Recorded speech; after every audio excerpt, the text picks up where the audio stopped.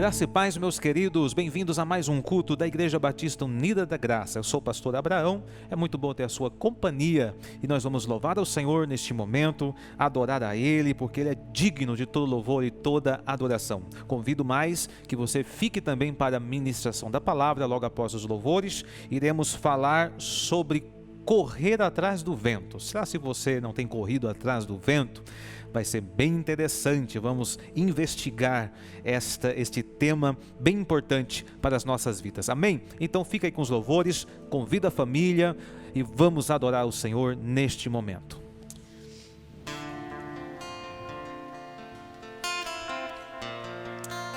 Aleluia, Santo Deus, amado Pai, Rei dos Reis, Senhor dos Senhores, toma o teu lugar neste lugar. Toma o teu trono, Senhor. Te damos honra, te damos glória, te damos louvor, porque só Tu és digno e não há outro além de Ti, Senhor.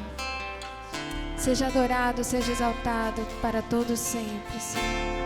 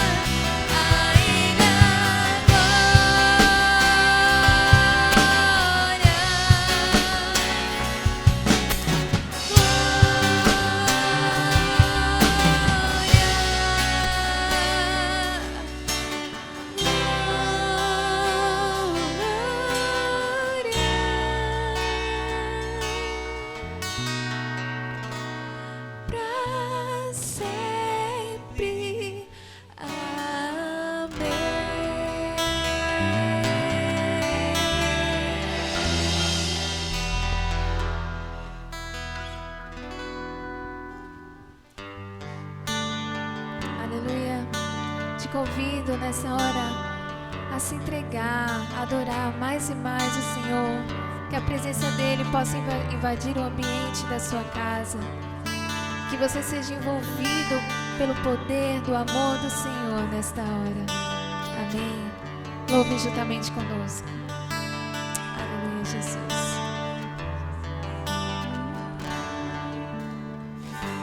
Senhor, eis-me aqui, vem transformar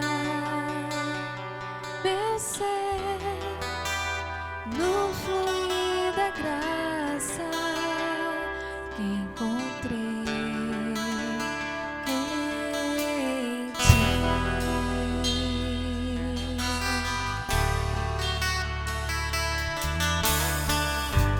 Senhor, descobri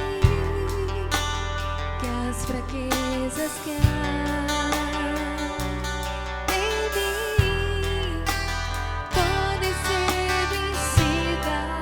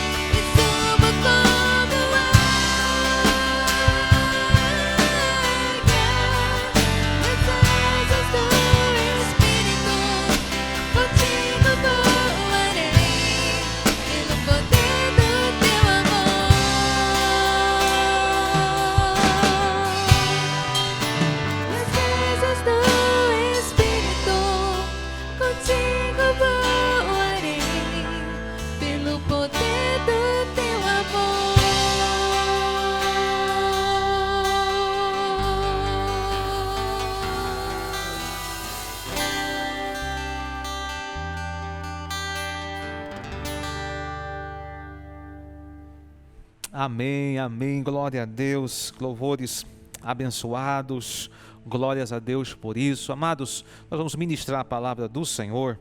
Convido você a pegar a sua Bíblia, vamos ler juntos. É muito interessante aquilo que o Senhor me deu ontem, enquanto eu meditava sobre o que iria falar a vocês hoje. E eu estava com outro tema em mente, mas quando comecei a discorrer no livro de Eclesiastes, os meus olhos saltaram para o capítulo 1 e o Senhor foi me dando alguma coisa a respeito daquilo que Salomão nos traz neste livro, e vai ser de muito oportuno, né, esse tema sobre o que Salomão trata no livro de Eclesiastes. O livro de Eclesiastes é um dos 3 livros escritos pelo Salomão, filho de Davi. Na cronologia dos livros, a gente teria primeiro Cantares de Salomão, aquele livro poético, romântico, né, que nos casamentos costumamos pegar algum texto lá, fala muito sobre amor. E depois Salomão escreveria Provérbios, um livro esplêndido de sabedoria e de conselhos. E por último, já na sua velhice, Salomão então teria escrito o livro de Eclesiastes, que é um livro que está depois de Provérbios na Bíblia. O livro de Eclesiastes, ou o livro do pregador, é um livro que Salomão vai discorrer sobre a vaidade e a insignificância de muitas coisas que nós fazemos na vida debaixo do sol, como ele usa esta expressão. Tudo que acontece debaixo do sol é vaidade. E nós vamos ver então a palavra de um homem sábio já na sua velhice. Então ele deve ter toda a nossa atenção, não é verdade? Vamos ver aqui então, amados, no capítulo de número 1, o que Salomão vai estar dizendo aqui para nós. Veja bem, verso de número 4: geração vai e geração vem, mas a terra permanece para sempre. Levanta-se o sol e põe-se o sol e volta ao seu lugar, onde nasce de novo. O vento vai para o sul e faz o seu giro para o norte, volve-se e revolve-se na sua carreira e retorna aos seus circuitos. Todos os rios correm para o mar, e o mar não se enche. Ao lugar para onde correm os rios, para lá tornam eles a correr. Todas as coisas são canseiras tais que ninguém as pode exprimir. Os olhos não se fartam de ver, nem se enchem os ouvidos de ouvir. O que foi é o que há de ser, e o que se fez, isso se tornará a fazer. Nada há, pois, novo debaixo do sol. Há alguma coisa de que se possa dizer, vê, isto é novo? Não, já foi nos séculos que foram antes de nós. Já não há lembrança das coisas que precederam, e das coisas posteriores também não haverá memória entre os que hão de vir depois delas. E isto é o que Salomão vai definir sobre a existência humana, sobre os processos corriqueiros e processos que se repetem e se repetem dia após dia, mês após mês, ano após ano, séculos após séculos. Salomão aqui está definindo uma rotina das coisas e dos fatos que se sucedem. E Salomão chama isso de vaidade de vaidades, como está no verso de número 2. Vaidade de vaidades, diz o pregador, vaidade de vaidades, tudo é vaidade. Salomão aqui é bem interessante nessa narrativa do capítulo 1, que ele vai falar sobre aquilo que eu falei com os irmãos na quinta-feira, naquela minha reflexão, e eu falei comecei falando, na verdade, sobre o tédio, né? E a questão das coisas que vão acontecendo e se repete a mesma coisa, e a gente acaba entrando neste tédio. É justamente isso que Salomão também está refletindo aqui conosco. Ele vai falar sobre as coisas que acontecem no dia, e é uma repetição dia após dia se repetem os fatos. O sol nasce e se põe, o vento ele vem e volta e faz a sua curva e retorna. Fala sobre os rios que seguem o seu fluxo para o mar, e há depois as águas são evaporadas, há a condensação nas nuvens e há depois a precipitação das chuvas novamente, e que assim forma um ciclo rotineiro das águas. E aqui Salomão estabelece esse ciclo também a nossa vida, a nossa existência. A nossa existência são sucessivos ciclos. Nós acordamos de manhã, tomamos café, almoçamos, vamos para o trabalho, vamos para a escola, voltamos, e há estes fatos que são como um ciclo em nossas vidas. Salomão está dizendo, isso é vaidade. Qual é o significado disso? A palavra vaidade, eu quero deixar bem claro, quer dizer sopro, ou algo inútil, sem propósito. E é isso que Salomão está tentando encontrar na vida, um propósito de viver. Ele está querendo dizer, será se a vida é só esta rotina de acordar, comer, vestir-se, trabalhar, não é? Fazer alguma atividade e depois dormir e acordar de novo no mesmo dia? Parece uma reflexão interessante. Você já parou para pensar sobre isso? Pois é isso que Salomão está refletindo na sua velhice. Ele está tentando encontrar o sentido e o propósito da vida. Mas vamos continuar aqui na fala de Salomão, no capítulo de número 2. Nós vamos ver todos os feitos de Salomão. Tudo que Salomão fez, tudo que Salomão conquistou, está narrado aqui no capítulo de número 2. Vamos ver então o que Salomão fez com a sua vida. Olha o que ele diz aqui no capítulo 2 de Eclesiastes. Disse comigo, vamos, eu te provarei com a alegria. Goza, pois, a felicidade, mas também isso era vaidade. Do riso, disse, é loucura, e da alegria, de que serve? Resolvi no meu coração dar-me ao vinho, regendo-me contudo pela sabedoria, a entregar-me à loucura até ver o que melhor seria que fizessem os filhos dos homens debaixo do céu durante os poucos dias da sua vida.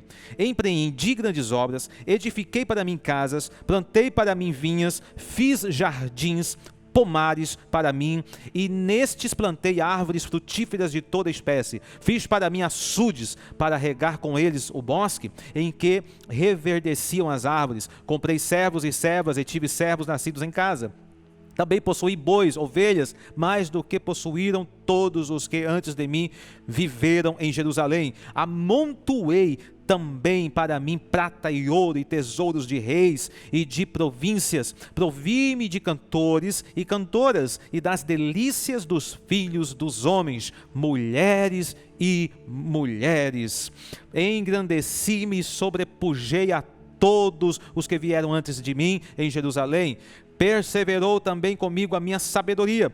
Tudo quanto desejaram os meus olhos não lhe neguei, nem privei o coração de alegria alguma, pois eu me alegrava com todas as minhas fadigas, e isto era a recompensa de todas elas. Considerei todas as obras que fizeram as minhas mãos, como também o trabalho que eu com fadiga havia feito, e eis que tudo era vaidade e correr atrás do vento, e nenhum proveito havia debaixo do sol. Meus amados, veja a vida deste homem, é invejável a qualquer um que pensa nas coisas materiais deste mundo. Salomão era um homem que tinha tudo que a sua alma desejava, é um homem que tinha empreendimentos, tinha casa, tinha riqueza, ouro, prata, tinha terras cultivadas, bosques, pomares, como ele diz aqui, ovelha, gado. Ele possuía mais do que qualquer um que houvesse existido antes dele em Jerusalém. E aqui ele vai dizer também, olha, provi-me de cantores e cantoras e das delícias dos filhos dos homens, mulheres e mulheres. Salomão tinha um harém. Amado, Salomão foi um homem que teve 700 esposas e 300 concubinas. Tudo o que ele desejou, ele possuiu. Queridos, não há homem igual Salomão na história, pelo menos eu não poderia citar alguém que pudesse ter tanta coisa, né? Salomão até a bebida, ele resolveu até ir para o vinho, no verso 3, eu resolvi no meu coração dar-me ao vinho. Então veja bem, Salomão provou de tudo, ele foi para as bebidas, ele foi buscar alegria e satisfação nos tesouros, nas riquezas, em possuir, em empreender, em conquistar, em ter casas, em ter propriedades. Ele fez isso, não satisfez? Então vamos para algo que os homens cobiçam muito, o sexo, né? Vamos para possuir mulheres. Lógico, a gente vê na história que muitos dos casamentos de Salomão eram casamentos de alianças, com reis, né? Então ele fazia uma aliança com um reinado e ali possuía uma das filhas do rei como esposa para certificar dessa aliança. Veja bem, amado, deixa eu abrir aqui um parênteses, né, sobre esta. Você está olhando para Salomão e diz: espera aí, esse homem com esse monte de coisa aí era um homem de Deus?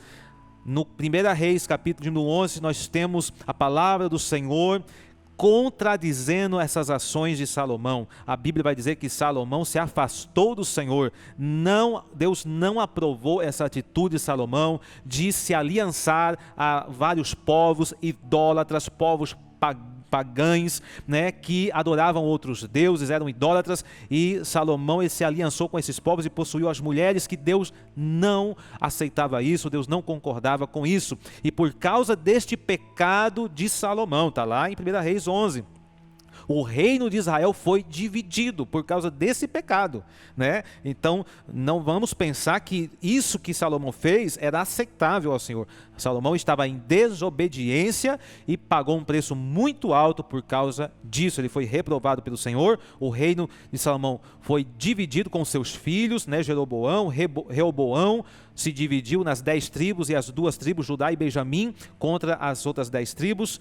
E isso tudo o Senhor disse que faria por causa do pecado. Mas veja bem, Salomão provou de tudo, tudo que ele achava que era bom, ele provou. E depois que terminou toda essa experiência, onde ele procurou se satisfazer em todas as coisas que o mundo pode dar, nas riquezas, mulheres, bebida, tudo, ele vai chegar na sua velhice e vai dizer estas palavras: tudo era vaidade e correr atrás do vento.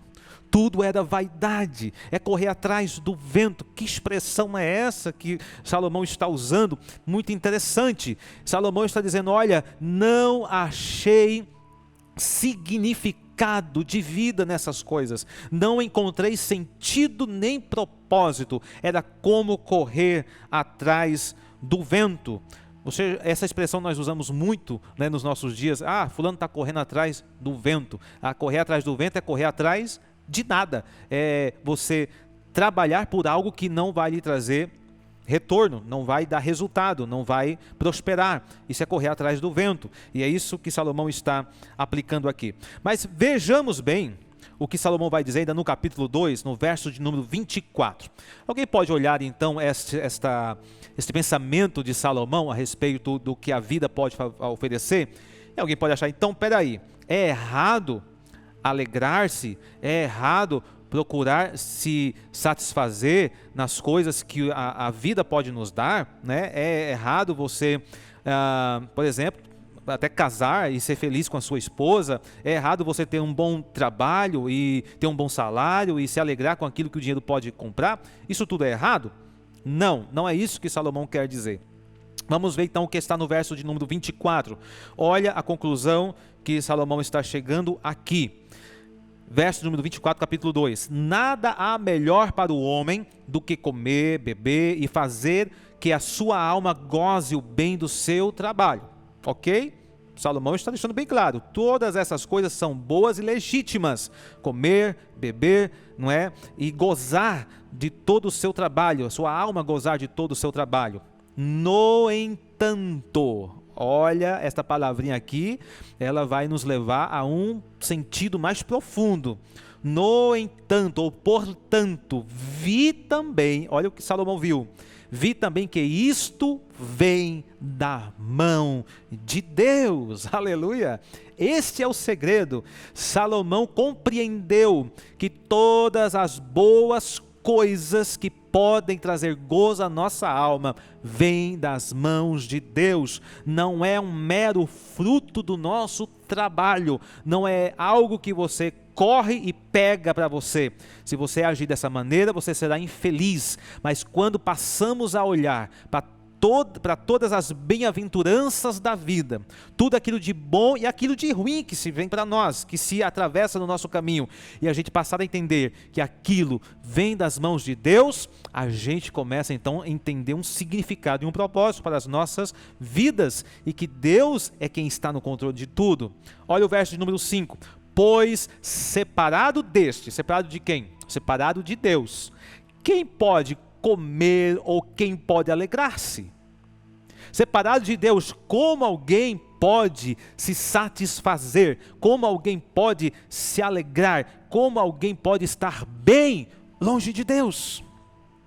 Verso número 26, porque Deus dá sabedoria e conhecimento e prazer ao homem que lhe agrada, mas ao pecador dá trabalho, para que ele ajunte e amontoe, a fim de dar àquele que agrada a Deus. Também isto é vaidade e correr atrás do vento. Amados, Salomão está aqui nos entregando um segredo sobre o propósito e o significado da vida. Olha que verdade impressionante. Não há alegria fora de Deus, não há satisfação fora de Deus.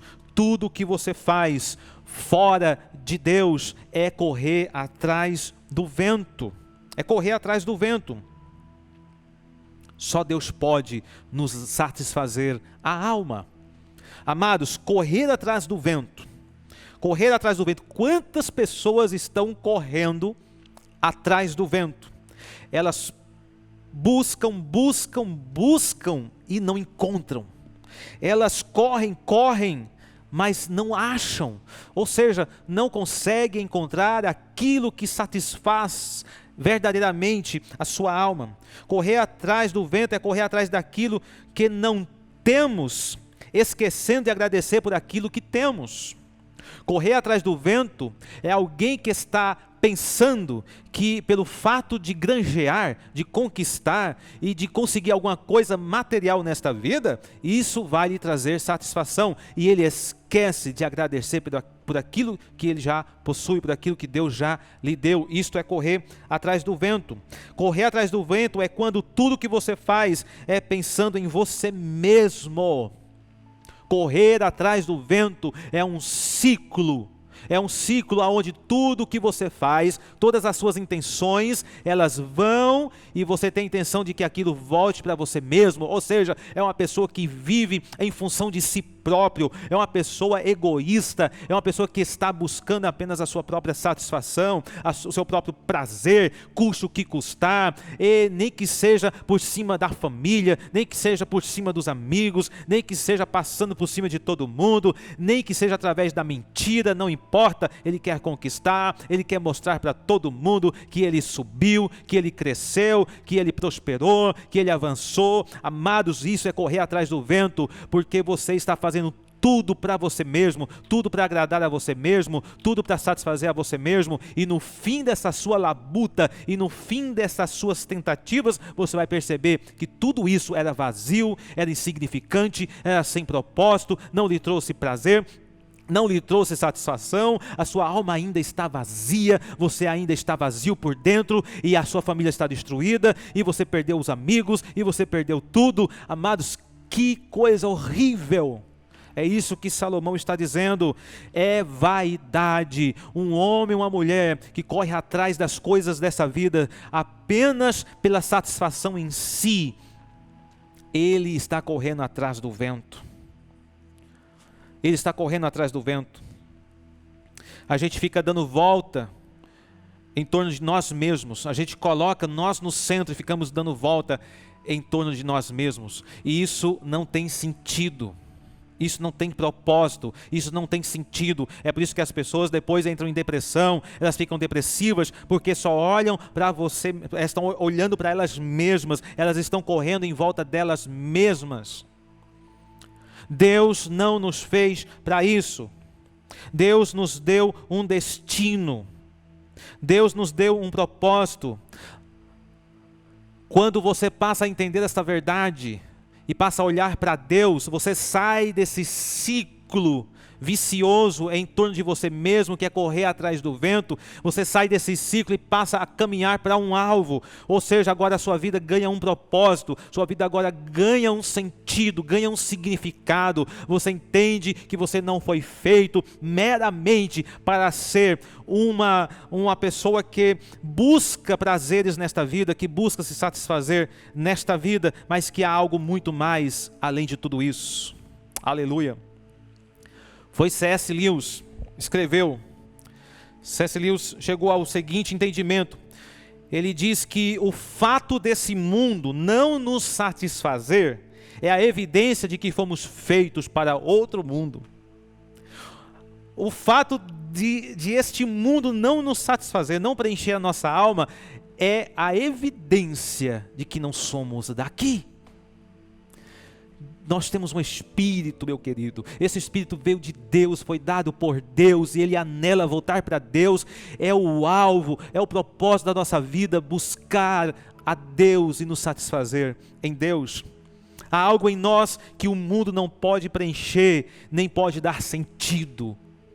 Há um vazio, como diz essa frase memorável: o vazio dentro do homem é do tamanho de Deus, só Deus pode preencher. Você pode correr para todo lado, você pode pensar: mas quando eu chegar a tal patamar estará bom, quando eu conquistar tal coisa, aí eu estarei bem. Amados, não faça como aquele homem louco, que em um ano de prosperidade, onde ela juntou seus celeiros e derrubou e fez celeiros maiores ainda, disse: agora minha alma descansa, porque há muito em abundância. E a voz bradou no ouvido daquele homem, dizendo: louco, esta noite pedirão a tua alma, e o que tu tens para quem será? Você está preocupado com a sua alma? Há algo muito mais importante do que essa existência rápida da nossa vida neste mundo. A nossa alma e o nosso espírito são eternos. E eles estão anelando por Deus, enquanto você, na sua natureza carnal, está apegado ao materialismo, está apegado às coisas desta vida, que são coisas passageiras, são coisas que vão ficar, são coisas que você não leva com você após a morte. Enquanto isso, a sua alma está gritando dentro de você: não pare com isso. Eu preciso me alimentar de Deus, eu preciso buscar a Deus, porque só Ele pode me dar vida eterna. Aleluia. Salomão, ele vai concluir o seu livro, o livro de Eclesiastes, no capítulo de número 12. Verso de número 13. Eu quero ler aqui os últimos versículos para encerrar. Capítulo 12 de Eclesiastes, verso 13. É a conclusão deste homem velho, sábio, que se afastou de Deus, que buscou prazeres nas coisas do mundo, procurou satisfazer os seus desejos nas coisas materiais, e ele vai chegar agora no final da vida com esta conclusão. Verso de número 13: de tudo que se tem ouvido, a suma, o resumo é: teme a Deus e guarda os seus mandamentos, porque isto é o dever de todo homem, porque Deus há de trazer juízo sobre todas as obras, até as que estão escondidas, quer sejam boas, quer sejam más. Esta é a conclusão que este homem chamado Salomão chegou no fim da sua vida. O resultado de tudo, o resumo de tudo, é que o homem precisa temer a Deus e guardar os seus mandamentos. Amados, você só vai encontrar significado para a sua vida, nós só vamos encontrar significado para a nossa existência quando olharmos para o céu e reconhecermos que há um Deus que criou o homem, que criou a terra, que criou o universo, um Deus que é soberano, poderoso, que tudo o que Ele faz é para a sua glória, e que Ele nos criou para um propósito. Quando nós passarmos a olhar para Deus, amar a Deus, temer a Deus, não é ter medo de Deus. Temer a Deus é honrá-lo, é glorificá-lo, é exaltá-lo, é reconhecer a sua autoridade, o quão poderoso Ele é, e os seus propósitos são...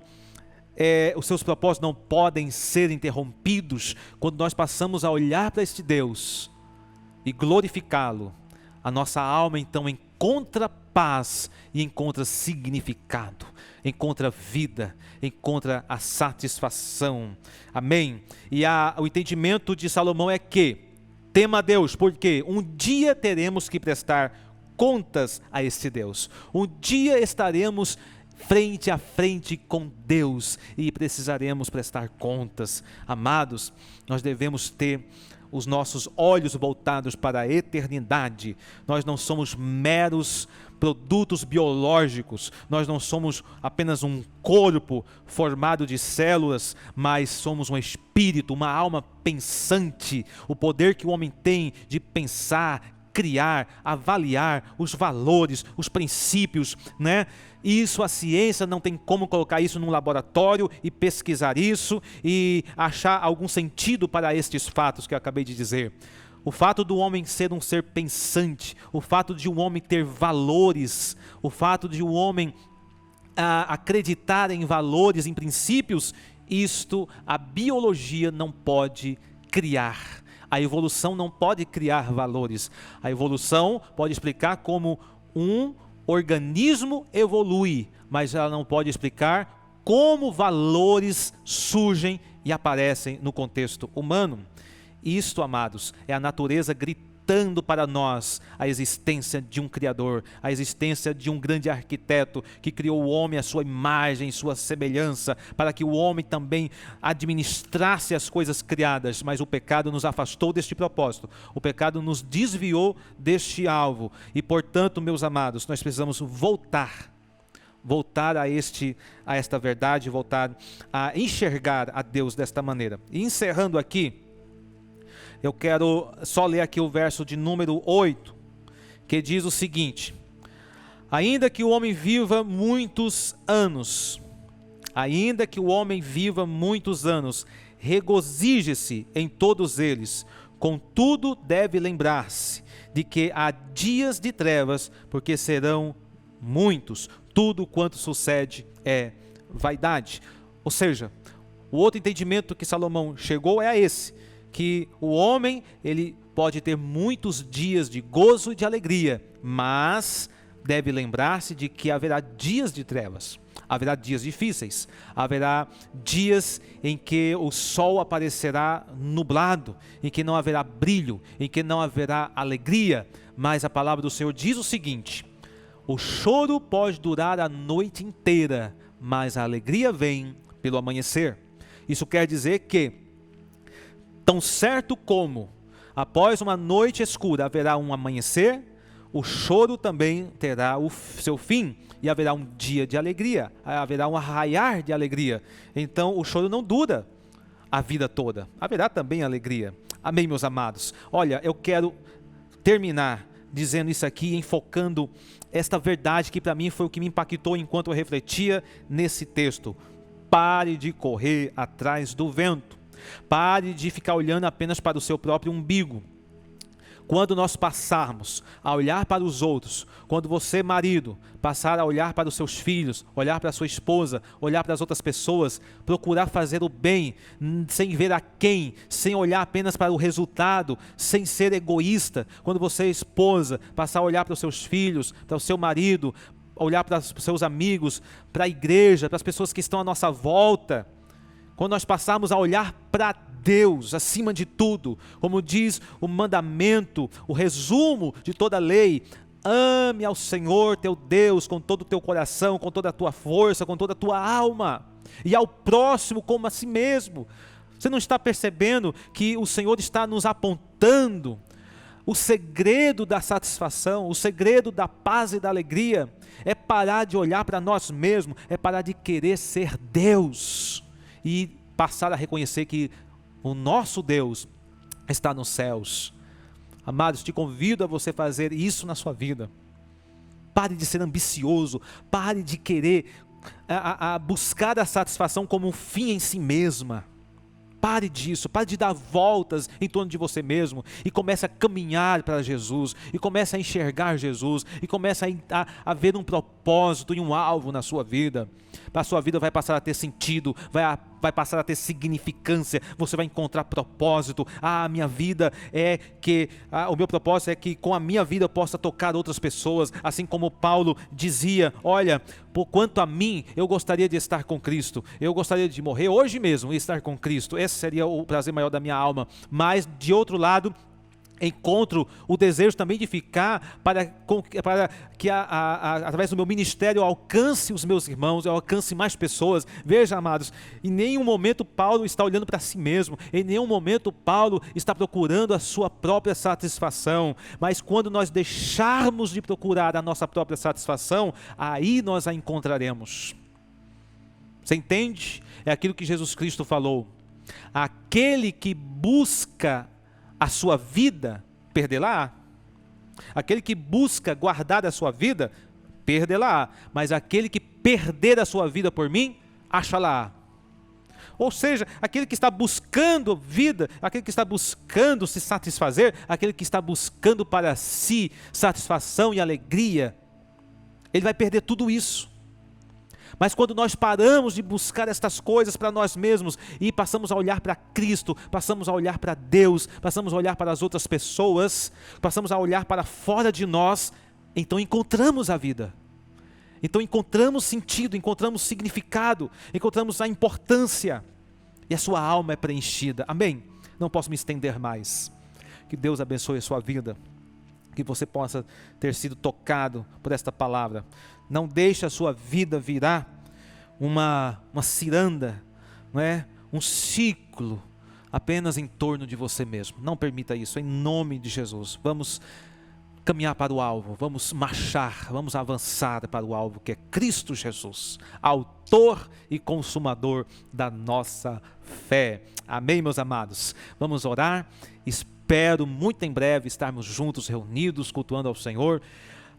Não vejo a hora de estar de volta ao templo, à igreja, ao convívio com os irmãos, olhar olho no olho, né? Eu vou confessar agora, já nessa altura do campeonato, já depois de tantos vídeos, né? A dificuldade, os irmãos podem pensar que é fácil, mas não é fácil.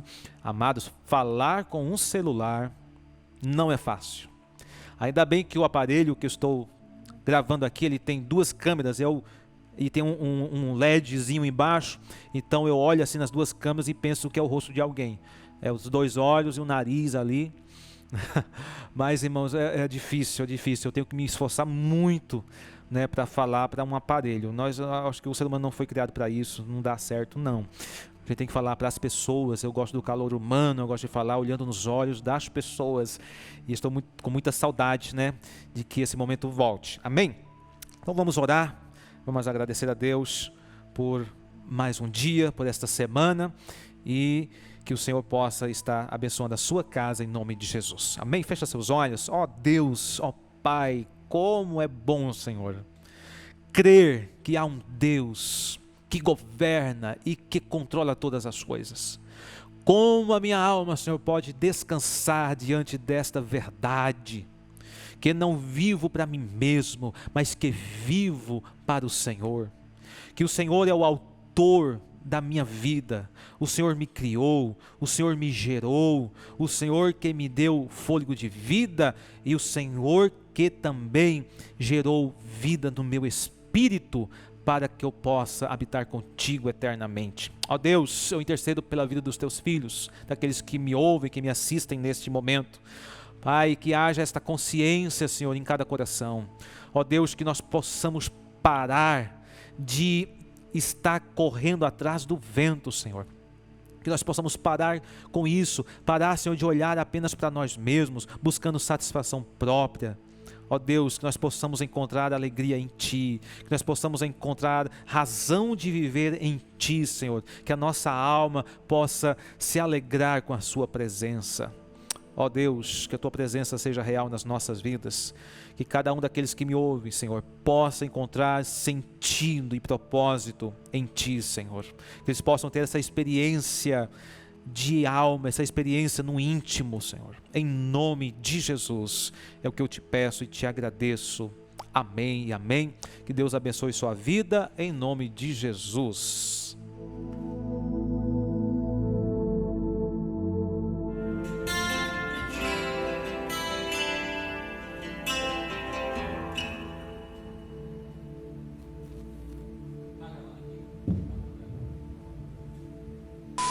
Você vai ser bem edificado. Eu vou falar sobre... Aí tá chovendo.